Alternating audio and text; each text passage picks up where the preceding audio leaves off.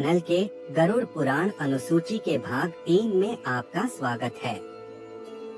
भाग 2 में आपने जाना कि 13 दिनों तक जीवात्मा के उद्देश्य से पिंडदान क्यों आवश्यक होता है और 24 घंटों के पश्चात जीवात्मा घर लौटकर क्यों आती है।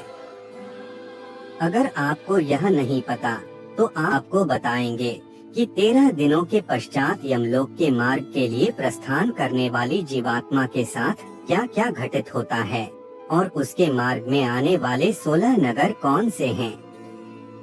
13वीं के बाद जीवात्मा एक हाथ लंबा शरीर धारण करके भूख प्यास से पीड़ित यमदूतों के द्वारा महापथ यानी यमलोक के मार्ग पर चलाई जाती है।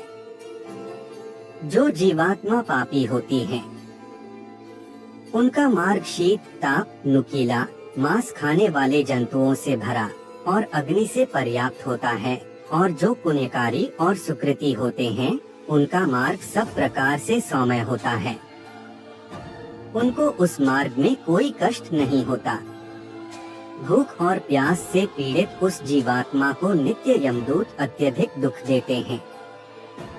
प्रतिदिन वह उस प्रेत यानी जीवात्मा को 247 योजन चलाते हैं एवं यमदूतों के पाश से बंधी और हा करके विलाप करती हुई वह जीवात्मा अपने घर को छोड़कर दिन और रात चलकर यमलोक पहुंचती है। उस महापथ में पड़ने वाले प्रसिद्ध नगरों के शुभ और अशुभ भोग प्राप्त करते हुए वह यमलोक को जाती है।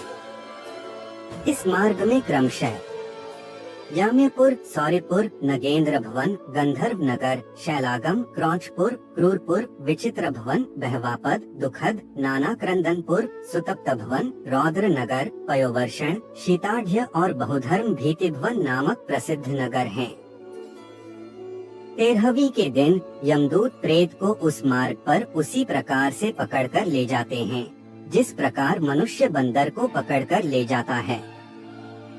उस प्रकार से बंधा हुआ वह प्रेत चलते हुए नित्य हा का करुण विलाप करता है। वह कहता है कि मैंने किस प्रकार का कर्म किया है जो ऐसा कष्ट मैं भोग रहा हूँ। वह यह भी कहते हुए चलता है कि यह मनुष्य योनि कैसे प्राप्त होती है। मैंने इसको व्यर्थ में ही गवा दिया है। प्राणी इस मनुष्य योनि को बहुत बड़े पुण्य से प्राप्त करता है। जब यमदूत उसको अत्यधिक पीड़ित करते हैं तो वह बार बार अपने पिछले शरीर द्वारा किए गए कर्मों का स्मरण करता हुआ यह कहता है कि सुख दुख का दाता कोई दूसरा नहीं है। जो लोग सुख दुख का दाता दूसरे को समझते हैं वे कुबुद्धि होते हैं। जीवात्मा सदैव पहले किए गए कर्मों का भोग करती है। मैंने न दान दिया है, न अग्नि में आहुति डाली है, न हिमालय पर्वत की गुफाओं में जाकर तपस्या की है और न ही गंगा के परम पवित्र जल का सेवन किया है। मैंने जो कुछ भी किया है उसी का फल मैं भोग रहा हूँ। इसी प्रकार जब कोई स्त्री इस महापथ पर लाई जाती है तब वह भी विलाप करते हुए कहती है कि मैंने पति के साथ रहकर उन्हें कभी सुख नहीं दिया है और न ही उनके मर जाने के पश्चात उस वैधव्य व्रत का ही पालन किया है। अतः जो कुछ नहीं किया है उसका फल मैं भोग रही हूँ।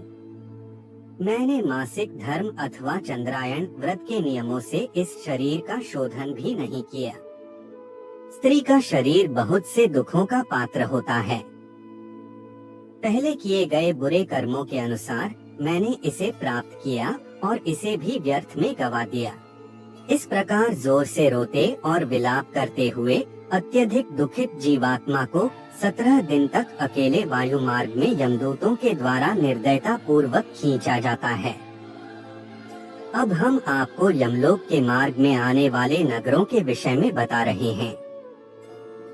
18वां दिन रात पूर्ण होने पर पहले वह याम्यपुर पहुंचता है। उस रमणीक नगर में प्रेतों के महान गण रहते हैं। वहाँ पुष्पभद्रा नदी तथा देखने में अति सुंदर लगने वाला एक वट वृक्ष है। यमदूत वहाँ पहुंचकर प्रेत को विश्राम करने का समय देते हैं। वहाँ पर प्रेत दुखी होकर अपनी स्त्री और पुत्र आदि सगे संबंधियों से प्राप्त होने वाले सुखों का स्मरण करता है।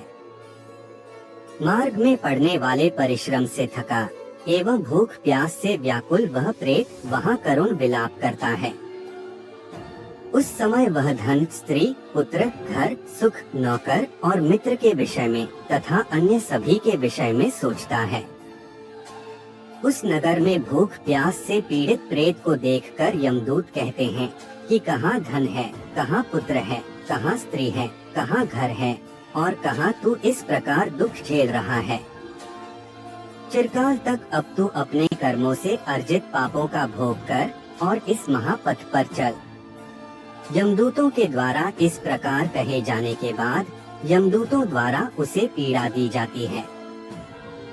तत्पश्चात स्नेहवश भूलोक में पुत्रों के हाथों से दिए गए मासिक पिंड को वह प्रेत खाता है। उसके बाद वहाँ से वह सौर्यपुर के लिए चल देता है।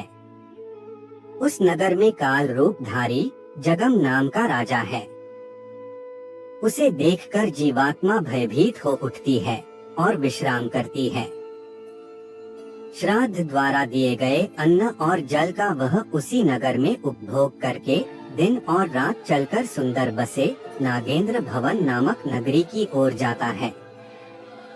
उस महापथ पर चलते हुए महाभयंकर वन देखकर वह जोर जोर से रोता है, बार बार रोता है और 2 मास बिताने के पश्चात नगर में पहुंचता है। यहाँ वह अपने बंधु बांधवों के द्वारा दिए गए अन्न और जल को खाता पीता है। उसके बाद यमदूत पाश में बांधकर उसे दुख देते हुए पुनः आगे की ओर ले जाते हैं। तीसरे मास में वह गंधर्व नगर पहुंच जाता है। तीसरे मास में दिए गए श्राद्ध पिंड का यहाँ भक्षण करके चौथे मास में वह शैलागम नामक नगर में पहुंचता है। यहाँ प्रेत के ऊपर पत्थरों की वर्षा होती है। वहाँ वह चौथे मास में दिए गए श्राद्ध व पिंड को खाकर संतुष्ट होता है। इसके बाद प्रेत 5वें मास में क्रौचपुर जाता है। उस नगर में पुत्रों के द्वारा दिए गए 5वें मास के श्राद्ध पिंड को खाता है। तदंतर छठे मास में प्रेत क्रूरपुर नामक नगर की यात्रा करता है। उस नगर में छठे मास में पुत्रों द्वारा दिए गए श्राद्ध पिंड को खाकर उसकी संतृप्ति होती है, किंतु आधे मुहूर्त भर विश्राम करने के बाद उसका हृदय पुनः दुख से कांपने लगता है। यमदूतों से तर्जित होकर वह प्रेत उस पुर को लांघकर विचित्र भवन की ओर प्रस्थान करता है, जहाँ का राजा विचित्र है और यमराज का छोटा भाई सौरी ही यहाँ के राज्य पर शासन करता है। यमदूतों के द्वारा कष्ट दिए जाने पर वह प्रेत उस विचित्र भवन में श्राद्ध पिंड का उपभोग करता है। हमारी आज की प्रस्तुति यहीं समाप्त होती है।